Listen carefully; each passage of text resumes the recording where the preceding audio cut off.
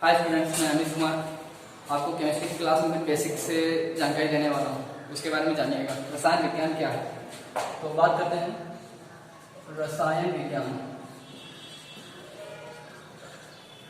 रसायन विज्ञान है क्या? रसायन विज्ञान विज्ञान की वह शाखा है जिसके अंतर्गत हम किसी भी पदार्थ, किसी भी यौगिक के संगठन, गुणधर्म, रासायनिक और भौतिक गुणों के बारे में जानकारी करते हैं, जिसे हम रासायनिक शाखा के अंतर्गत अध्ययन करते हैं। और रसायन विज्ञान की कुछ शाखाएं हैं, जैसे कि रसायन विज्ञान की पहली शाखा अगर कहें तो कार्बनिक रसायन, दूसरी कहें तो अकार्बनिक रसायन और तीसरी कहें तो भौतिक रसायन।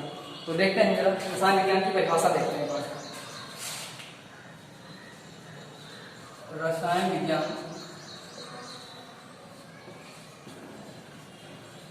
विज्ञान की वह शाखा है जिसमें पदार्थों के संघटन, गुणधर्म, ये गुणधर्म भौतिक और रासायनिक भी हो सकते हैं,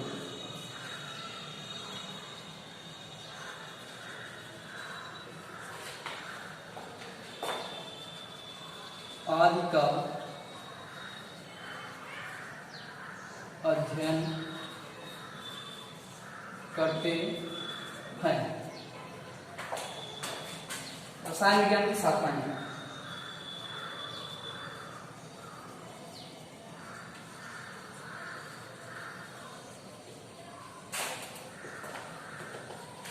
तो रसायन विज्ञान की शाखाएं अगर मूलतः बात करें जो हमें कक्षा 11 में पढ़नी है, वो रसायन विज्ञान की अकार्बनिक रसायन, कार्बनिक रसायन और भौतिक रसायन। तो नंबर 1 अकार्बनिक रसायन और दूसरी हो जाएगी कार्बनिक रसायन और तीसरी हो जाएगी भौतिक रसायन।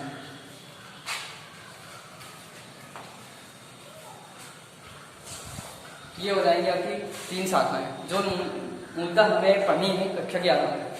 अब अकार्बनिक रसायन की बात करें तो ऐसे तत्व जिनमें कार्बन की अनुपस्थिति होती है, यानी कार्बन जिनमें नहीं पाए जाएंगे, ऐसे यौगिकों का अध्ययन हम अकार्बनिक रसायन के अंतर्गत करते हैं। और कार्बनिक रसायन मूलतः वे यौगिक जिनमें कार्बन की मात्रा अवश्य पाई जाएगी, वो शाखा हमारी कार्बनिक रसायन के अंतर्गत या उन पदार्थों का अध्ययन कार्बनिक रसायन के अंतर्गत करते हैं। तीसरी भौतिक रसायन, इसके अंतर्गत हम किसी भी प्रयोगशाला में कैसे कोई पदार्थ बनता है, किस उपकरण का यूज करते हैं, किसी अभिक्रिया में उपकरण जो यूज होने वाले हैं उनका नाम, उनके फॉर्मेशन और आदि के बारे में हम जानकारी लेते हैं। तो ये हमारी शाखा हो जाएगी जिसमें उपकरण अगर आते हैं, जैसे कि वाद्य भट्ठी वगैरह हो जाती है, मफल भट्ठी हो जाती है, परावर्तनी भट्ठी हो जाती है और कुछ जार वगैरह हैं, तो उनका अध्ययन, उनसे संबंधित जितना भी अध्ययन है वो भौतिक रसायन के अंतर्गत करते हैं। तो ये हो जाएगा हमारा रसायन विज्ञान की शाखाओं के अंतर्गत 3 पॉइंट हमारे हो जाएंगे। आप लोग नोट डाउन करते चलिएगा। अगली बात,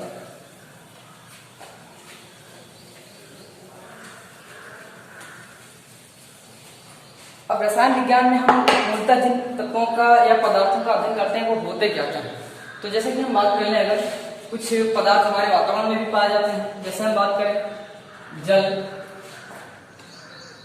वायु और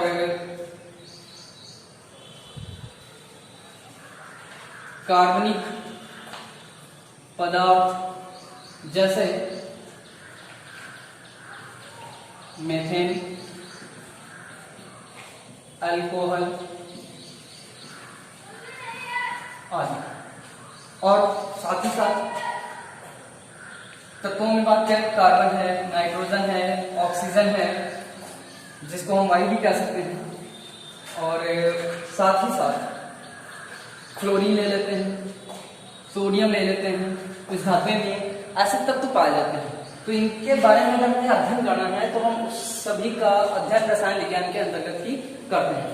तो कुछ जानकारी देंगे आपको कि ये तत्व कैसे वातावरण में पाए जाते हैं, किस अवस्था में पाए जाते हैं और इनके गुणधर्मों को इनके हिसाब से भी बांटा गया है। कैसे गुणधर्म है, अगर ठोस है, द्रव है या गैस है, और साथ ही साथ ये अगर धातु है, अधातु है या उद्धात है तो इनके आधार पर बांटा भी गया है। तो हम बात करते हैं अगले कि हमारे तत्व क्या होते हैं। तो तत्व हेडिंग है, तत्व क्या होते हैं।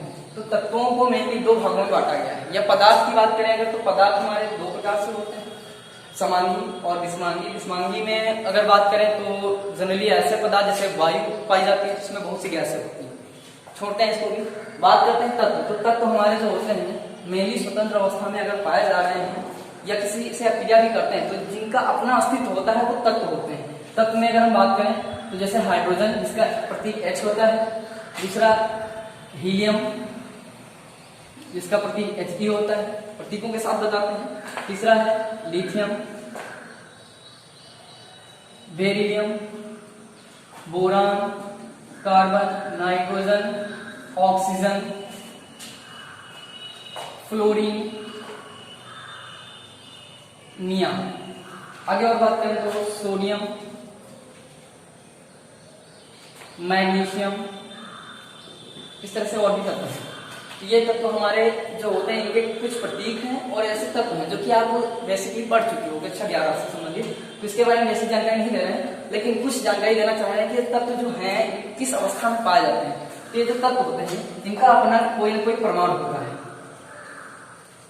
और ये परमाणु अपना एक अस्तित्व दिखाते हैं। इनसे ही अणु बनते हैं और इन्हीं से यौगिक या मिश्रण भी बन सकते हैं। तो देखते हैं परमाणु क्या है। तो बात करें अगर परमाणु, तो पदार्थ का छोटे से छोटा पार्टिकल जो होता है, कण जो होता है, यही कह सकते हैं कि सूक्ष्म कणों से जो मिलकर बना होता है, अति सूक्ष्म कणों से, उसको हम परमाणु कहते हैं। तो परमाणु होता है अति सूक्ष्म कणों से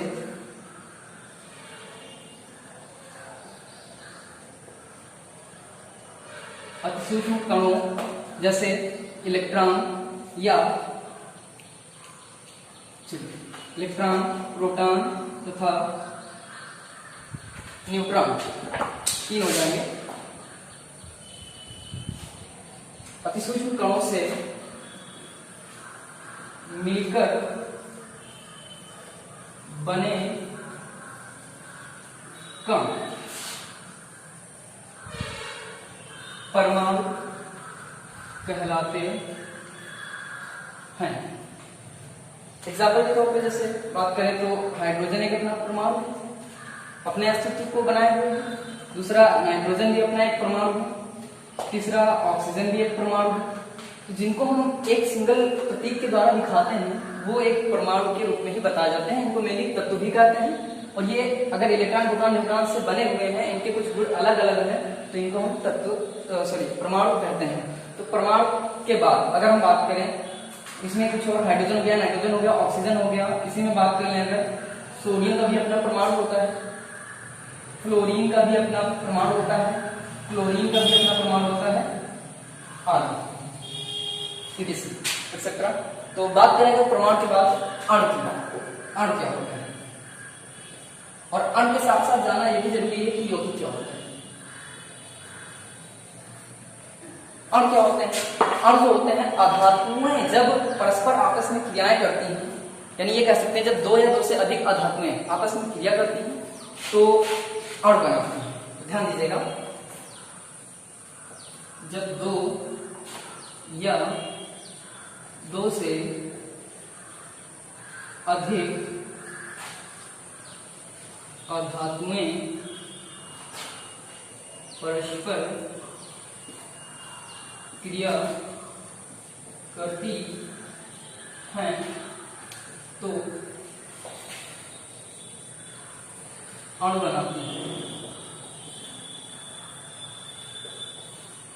जैसे H2, अगर H और H मिल रहे हैं ये बना लेते हैं H2, ये एक अणु है, ये तो परमाणु है, ये भी एक परमाणु है। अब ये बन जाएगा हाइड्रोजन का अणु। दूसरा ये ले लेते हैं H, अगर दो होते हैं, दो H और एक ऑक्सीजन से क्रिया करते हैं, ये बना लेते हैं H2O, ये हो जाएगा अणु H2O। आगे बढ़ते हैं इसके आगे, ये नोट कर लीजिएगा, नोट डाउन करते हुए चलेगा, फिर उसके बाद यौगिक की बात करते हैं। इसमें एक दो एग्जांपल अभी और देते हैं।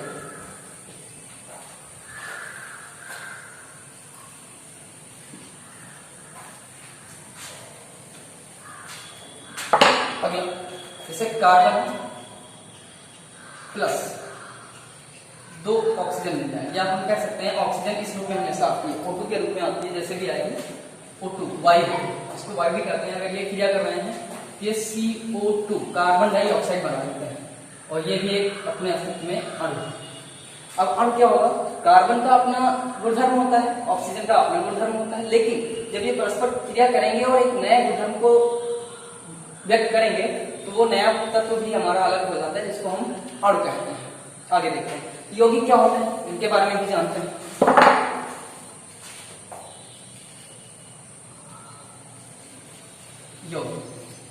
यौगिक की बात करें तो वे पदार्थ या ब्रेकअप में तत्व भी इनको कह सकते हैं, वे पदार्थ तत्व जो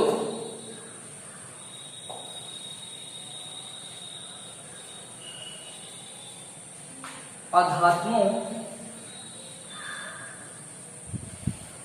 के अतिरिक्त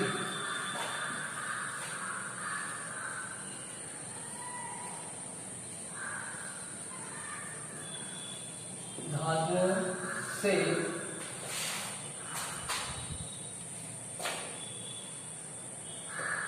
जुड़कर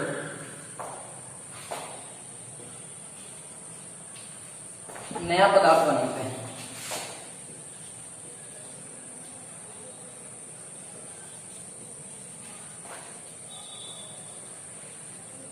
नया पदार्थ बनाते हैं यौगिक कहते हैं।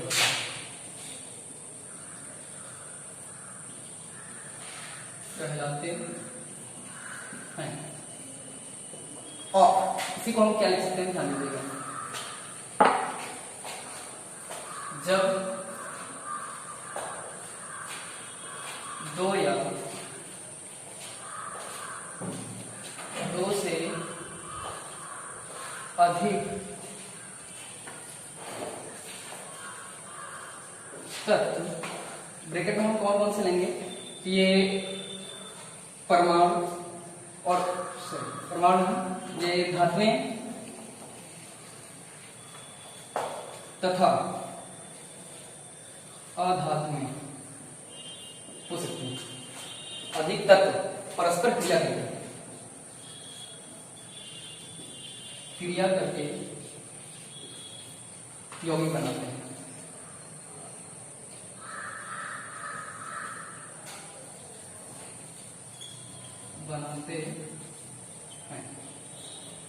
ये हो जाएगा एग्जांपल आपका।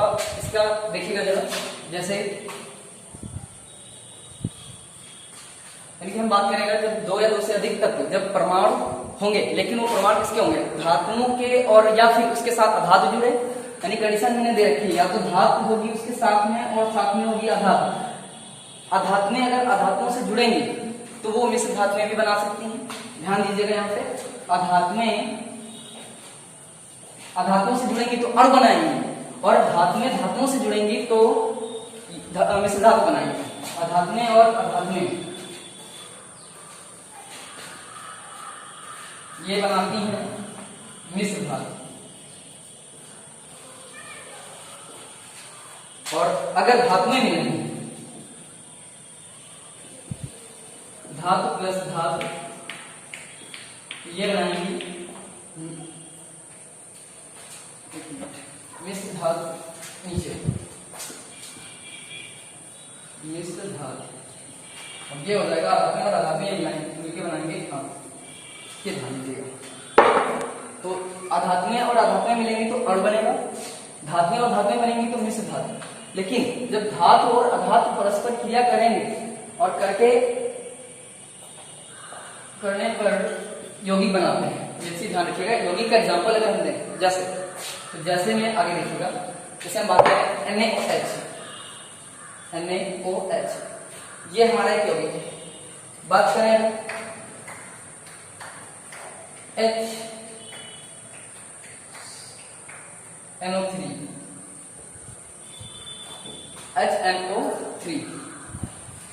अगला बात करेगा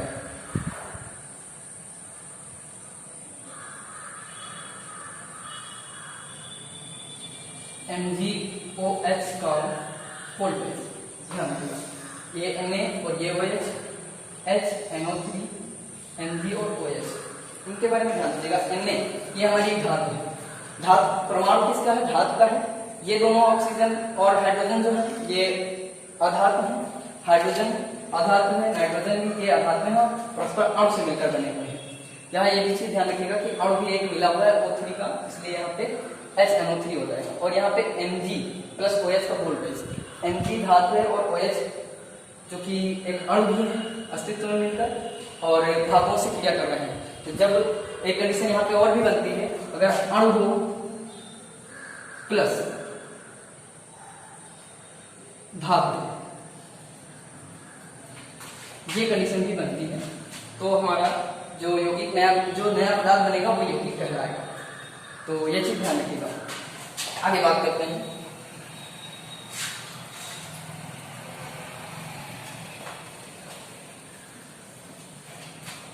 अब आपको बता दें कुछ तत्वों के बारे में, तत्व जो कि हमारे लिए मेनली जरूरी होते हैं जानना।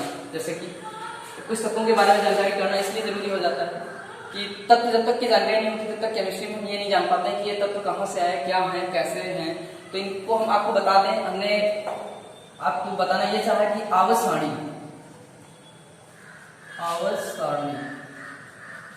ये आपके लिए, जब तक ये आपके पास नहीं होगी आपको केमिस्ट्री में कुछ ज्यादा रोल अच्छे से अदा नहीं हो पाएगा। इसलिए आपको जरूरी ये है कि जब केमिस्ट्री पढ़ें तो आवर्त सारणी को एक बार जरूर देखें। इसमें क्या हुआ है, तो मेंडलीव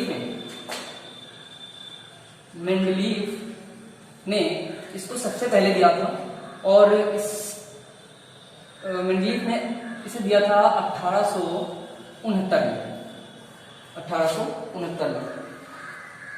2019 में इसकी 150वीं वर्षगांठ है, 150 इसकी खोज के 150 वर्ष बीत चुके थे, 150वां वर्ष। ध्यान दीजिएगा इसमें है क्या। अब जो प्रेजेंट टाइम पे हम देखते हैं तो ये दीर्घाकार आवर्त सारणी कहलाती है। ये कहलाती है दीर्घाकार आवर्त सारणी, जिसमें कि एसपीडीएफ के अकॉर्डिंग तत्वों को बांटा गया है। अब एसपीडीएफ क्या होते हैं इसको हम बाद में बात करेंगे, वैसे अकॉर्डिंग बता देते हैं एस, पी, डी और एफ।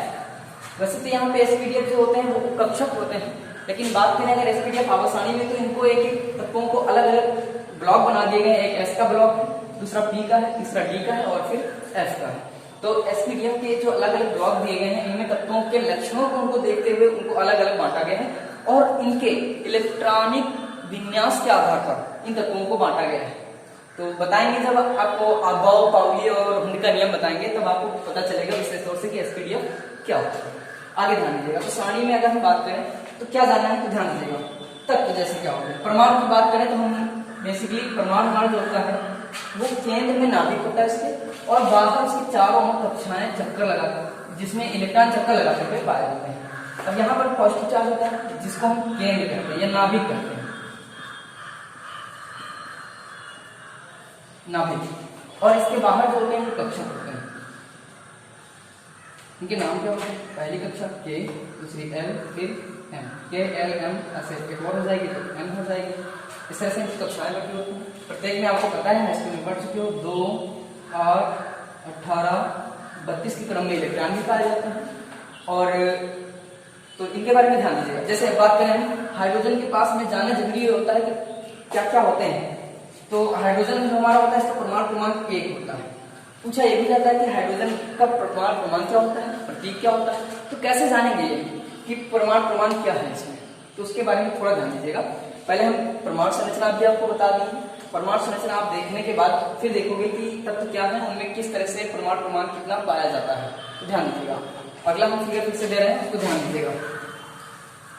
हाइड्रोजन, मैंने बात की हाइड्रोजन की, इसका परमाणु क्रमांक है 1। ये इसका परमाणु क्रमांक, ये है इसका परमाणु क्रमांक। कैसे इसको हम कहते हैं कि ये परमाणु क्रमांक है, तो ध्यान दीजिएगा। पहले परमाणु क्रमांक क्या है और तत्व क्या है, परमाणु क्या है। परमाणु पहले समझिए, नाभिक होता है जिसमें प्लस चार्ज होता है, बाहर इलेक्ट्रॉन गति करते हुए पाए जाते हैं कक्षाओं में, जिनके नाम अभी हम बता चुके हैं आपको। और ध्यान दीजिएगा नाभिक में जो नाभिक होता है, अगर नाभिक को हम यहाँ पे बनाएं तो इसमें क्या होते हैं, इसमें प्रोटॉन होते हैं जिन पर प्लस चार्ज होता है, साथ ही साथ कुछ न्यूट्रॉन भी होते हैं जिन पे कोई आवेश नहीं होता, यानी कि ये उदासीन होते हैं, ये पॉजिटिव चार्ज रखते हैं। और इलेक्ट्रॉन जो होते हैं कक्षाओं में पाए जाते हैं जिन पर माइनस चार्ज होता है, यानी इनके बाहर जो होंगे उन पे इलेक्ट्रॉन गति करते हुए पाए जाएंगे और इनको हम E- से रिप्रेजेंट करते हैं। ये चीज ध्यान रखिएगा, यानी परमाणु क्रमांक है इसके बारे में डिस्कस करेंगे। तो पहले तत्वों के बारे में जानना जरूरी होता है, इसलिए पहला तत्व हमारा है हाइड्रोजन, और हाइड्रोजन का प्रतीक या हाइड्रोजन का प्रतीक H है और परमाणु क्रमांक 1 है। तो परमाणु क्रमांक क्या है, ध्यान दीजिएगा, नाभिक में उपस्थित, ये नाभिक है, इसमें कितने प्रोटॉन हैं या कक्षा के बाहर कितने इलेक्ट्रॉन हैं, इन्हीं की संख्या को हम परमाणु क्रमांक कहते हैं। तो डेफिनेशन अगर लिखना चाहें परमाणु क्रमांक में लिख लीजिएगा, परमाणु क्रमांक हेडिंग का है। और परमाणु क्रमांक है क्या, पहले समझिएगा, मैंने तत्व बताया हाइड्रोजन, जो कि पहले बेसिक से हम लेके चल रहे हैं, और हाइड्रोजन को पहले एक तत्व या 2-4 तत्व पहले जान लेते हैं फिर आगे बढ़ते हैं। तो परमाणु क्रमांक क्या होता है, परमाणु क्रमांक अगर हम सीधे सीधे लिखे हैं, नाभिक में उपस्थित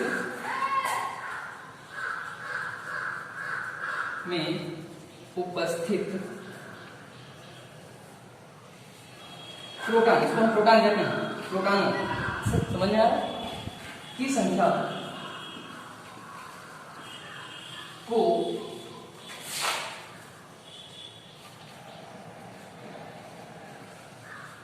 परमाणु क्रमांक कहते हैं। जितना जिस तत्व का परमाणु क्रमांक होगा उतना उस तत्व की प्रोटॉनों की संख्या यहाँ पर दिखाई देगी नाभिक में, ये ध्यान रखिएगा।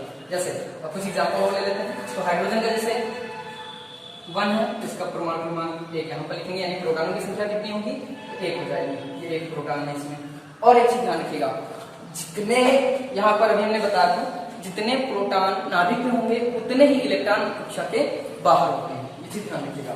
तो प्रोटॉन यहाँ पर 1 है, तो जैसे बात इसकी कक्षा के बाहर इलेक्ट्रॉन कितने होंगे, तो इलेक्ट्रॉन भी 1 होंगे, ये चीज ध्यान रखिएगा। ये प्रोटॉन की संख्या और ये इलेक्ट्रॉन की संख्या। न्यूट्रॉन अलग अलग पाए जाते हैं, इसी के आधार पर हम डिवाइड करते हैं कि समस्थानिक क्या है, समभारिक क्या है, सम न्यूट्रॉनिक क्या है, तो ध्यान रखिएगा। दूसरा है हीलियम, He प्रतीक होता है और इसका परमाणु क्रमांक 2, इसमें परमाणु में जो प्रोटॉन होते हैं उनकी संख्या 2 होती है, 2 प्रोटॉन होते हैं और इलेक्ट्रॉन भी 2।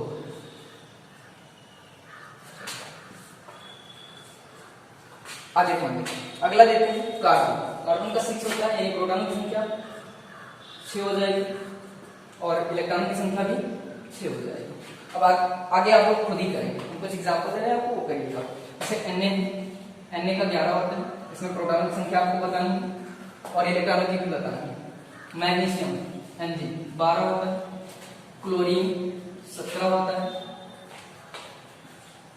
आयरन लोहा जिसको कहते हैं इसका 26 होता है। और इनके आपको एग्जाम्पल, इसी में प्रोटॉन और न्यूट्रॉनों की संख्या बतानी, प्रोटॉन और इलेक्ट्रॉनों की संख्या बतानी है। और कुछ इधर एग्जाम्पल, इनको आपको चारों को करना चाहिए और 1-2 इधर दे रहे हैं। पोटेशियम 19, लिथियम 3 होता है इसका, Li समझ में आ रहा होगा, और बोरान 5। ये आपको एग्जाम्पल इसमें करने हैं और इसमें बताइएगा प्रोटॉन की संख्या कितनी है और इलेक्ट्रॉन की कितनी संख्या है। प्रोटॉन और इलेक्ट्रॉन ध्यान रखिएगा, ये प्रोटॉन और ये इलेक्ट्रॉन, इन्हीं दोनों की संख्या आपको बतानी है, तो ये ध्यान दीजिएगा। और ये था बेसिक परमाणु क्रमांक। और आगे हम बात करेंगे परमाणु क्रमांक के बाद समस्थानिक क्या है, समभारिक क्या है, समन्यूट्रॉनिक क्या है। अगर आपको इतना समझ में आएगा तो इसके ऊपर एग्जाम्पल कुछ करके देखिएगा, और अगर समझ में आ जाए तो इसके अलावा हमने बताया था आपको आवर्त सारणी ले लीजिएगा, और आवर्त सारणी पढ़ने के बाद आपको खुद ही समझ में आ जाएगा ये तत्व कैसे अरेंज है। फिर इसके बाद अगला कॉन्सेप्ट जो होगा हमारा वो इसी संबंधित आगे का होगा। धन्यवाद।